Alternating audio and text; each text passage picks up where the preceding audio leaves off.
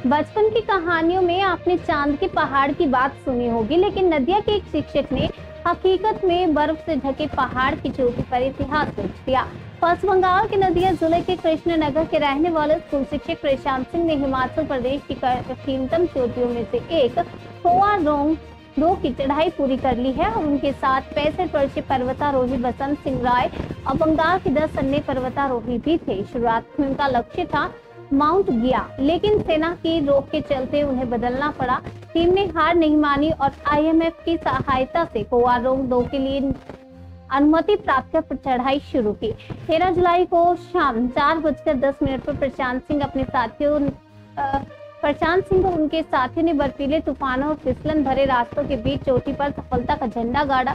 इस अभियान में 5 शेरपाओं ने भी मदद की है। चोटी की कठिनाई का अंदाजा इसी से लगाया जा सकता है कि 7000 मीटर से कम ऊंचाई के बावजूद ये पर्वत बेहद खतरनाक माना जाता है, लेकिन जुनून के सामने कठिनाई भी झुक जाती है।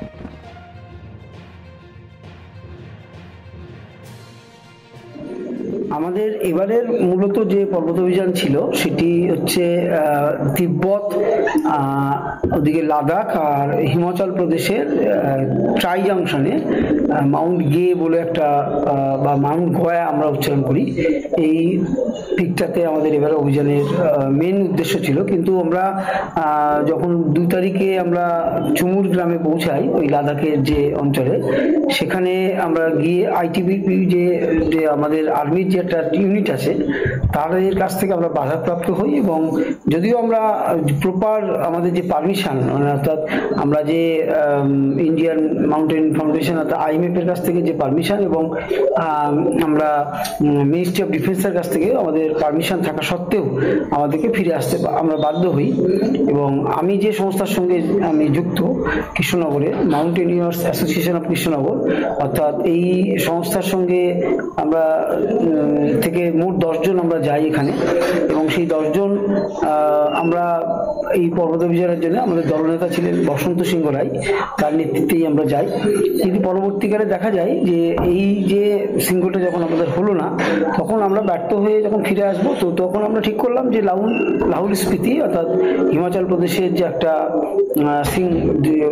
অঞ্চল, সেখানে 2টো সিংহ পাশাপাশি আছে, সেই পাশাপাশি সিংহ দুটো আমরা কেয়ার 2 এবং কেয়ার 3 অর্থাৎ কেয়ারাং 2 আর কেয়ারাং 3 এটা আমরা সিদ্ধান্ত নেই যে আমরা এই অভিযানে যাব। কিন্তু পরবর্তীকালে প্রাকৃতিক প্রতিকূলতার কারণে কেয়ার 3 আমরা করতে পারি না।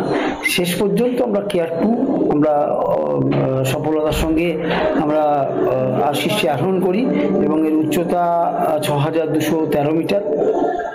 এটা টেকনিক্যাল ছিল, কিন্তু খুব বিপজ্জনক ছিল না আমাদের কাছে, কিন্তু টেকনিক্যাল ছিল যথেষ্টই, কারণ একদম সামিট ক্যাম্প থেকে সামিট পর্যন্ত পুরোটাই রোপ লাগিয়ে জমারিং করে আমাদের উঠতে হয়েছে।